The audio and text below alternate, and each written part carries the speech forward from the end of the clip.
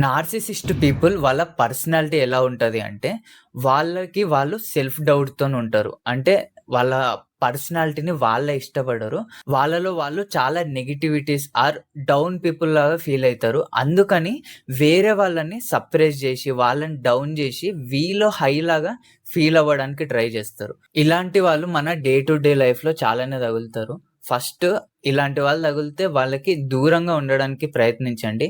If chance లేదు. Work place or family member అయ్యుంటే just ఉండండి. వాళ్ళతో ఆర్గ్యుమెంట్ అస్సలు జేయకండి. ఎందుకు అంటే వాడు ఆర్గ్యుమెంట్ వినడానికి ఆర్ డిస్కషన్ జేయడానికి ఆలోచించడు. వాడు జస్ట్ వాడు రైట్ అని ప్రూవ్ జేయడానికి, నిన్ను డౌన్ జేయడానికి ట్రై జేస్తాడు. అండ్ వాడిని రాంగ్ అనడానికి లేదు. వాని పర్సనాలిటీ అది. మనం జస్ట్ అలాంటి పర్సనాలిటీ ఉన్న వాళ్ళతో ఏం జేయాలి అంటే వాడితో డిస్కషన్ జేయకుండా వాడు ఏమన్నాడో అది ఇనేసి సైలెంట్‌గా రైటే అన్నట్టు సైడ్‌కెళ్ళిపోవాలి.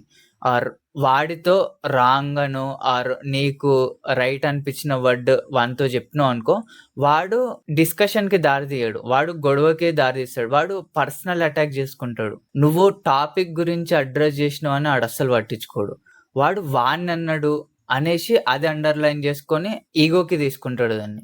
అందుకని ఇలాంటి పీపుల్‌తోని డిస్కషన్ జేయడం కంటే సైలెంట్‌గా ఉండడం బెస్ట్ పని. అండ్ ఇంకొకటి వాడు ఏం జెప్పినా రైటే అని అనడం బెస్ట్. అండ్ వీలైనంత వరకు వీళ్ళతో డిస్కషన్ జేయడానికో, టైమ్ స్పెండ్ జేయడానికో గాకుండా ఎంతవరకు కుదిరితే అంతవరకి డిస్టెన్స్ మెయింటైన్ జేయడానికి జూడండి. ఈ నార్సిసిజం పర్సనాలిటీ మెయిన్‌గా డెవలప్ అవ్వడానికి కారణం ఏంటి అంటే వీళ్ళని చిన్నప్పటి నుంచి సప్రెస్ జేసుంటారు. ఆర్ వీళ్ళు మాట్లాడే మాటల్ని రాంగ్ అనడం గావచ్చు, వీళ్ళు ఏం జేసినా గాని రాంగ్ అనడం గావచ్చు, వేరే వాళ్ళతో కంపేర్ జేసి నువ్వు తక్కువని మళ్ళీ మళ్ళీ రిపీట్ జేయడం గావచ్చు.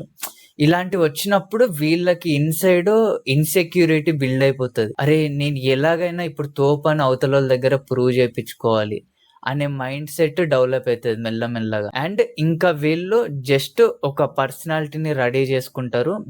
లోపటికి వీళ్ళ గురించి వీళ్ళు నెగెటివ్‌గానే ఫీల్ అయితారు. కానీ దాన్నే తీసుకొచ్చి బయటికి ఒక పర్సనాలిటీ మెయింటైన్ చేస్తారు.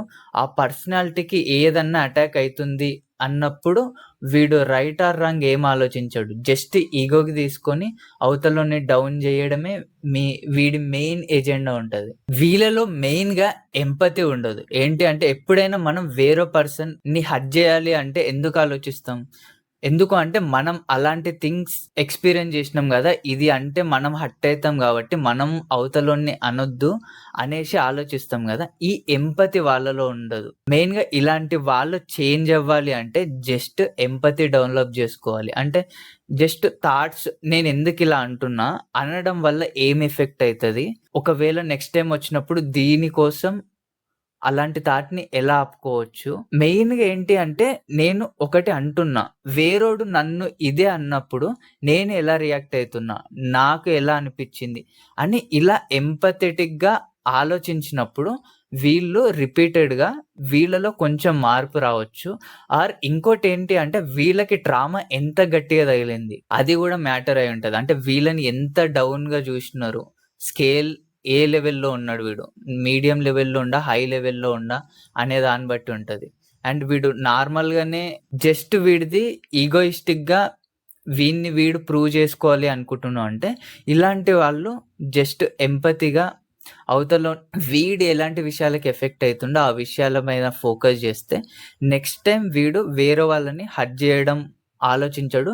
వేరే వాడు ఏమన్నా అన్నప్పుడు ఎందుకు అంటుండో అని వాడి థింకింగ్‌ని ఆలోచిస్తాడు. ఓకే. వీడు దీనివల్ల ఇది అంటుండు అనేసి ఆలోచించినప్పుడు మనకి ఎమోషనల్‌గా, ఇగోగా ఎక్కువ ట్రిగ్గర్ అవ్వం.